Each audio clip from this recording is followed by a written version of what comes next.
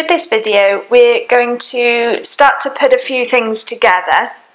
So we're going to be looking at finding neutral pelvis position, then looking at some breathing techniques and tying the breathing techniques with connecting the rib cage and the upper back into the pelvis. So what we're going to do is we're going to start off with placing the heels of our hands onto the hip bones and the fingertips down onto the pubic bones, making that diamond shape. Now with that diamond shape now, you're going to imagine that glass of water resting in that diamond. The glass of water is full to the brim. We're going to do our pelvic tilting exercise to drop the water onto the belly button and then back to neutral and then onto the floor in front of you. And then back to neutral where that level of water is going to be nice and flat. We're going to keep that position of the pelvis just nice and flat, maybe just slightly more towards your belly button there. That's great, perfect. And you can just work with different positions that you feel work for you. And as you get a little bit more flexible, you might find that certain positions become a little bit easier to maintain. So you've got this glass of water and it's nice and level in this diamond. Now you've got to imagine that that is going to stay there as you take your hands onto your rib cage to work on your breathing.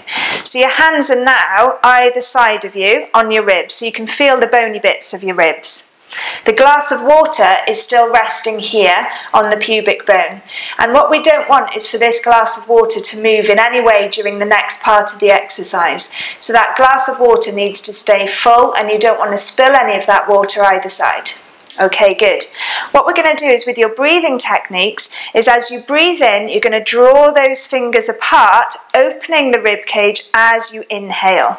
So inhaling the hands apart and then exhaling to draw the hands back in together. And you might even find that your fingers slide one over the other.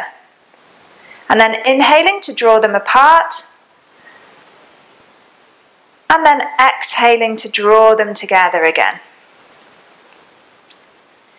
Good. Now as you start exhaling to draw together, you may well find that you get a little bit of tension around your lower tummy.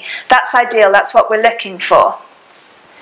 Now we're going to change it slightly with this exhale. We're going to draw the ribs instead of together, but to opposite hips, like you're making an X shape, and as you exhale, you're drawing those ribs to opposite hips.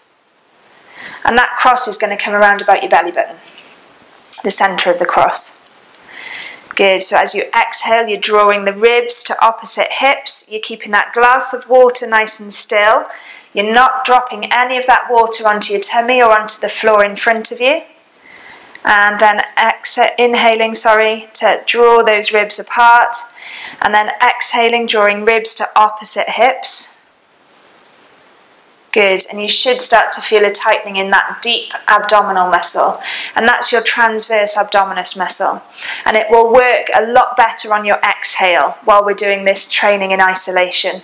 Once we move on to other more complex exercises, the breathing does start to change slightly, but using that idea of exhale with effort is going to be very, very important, because as you exhale, the diaphragm moves up and out of the way.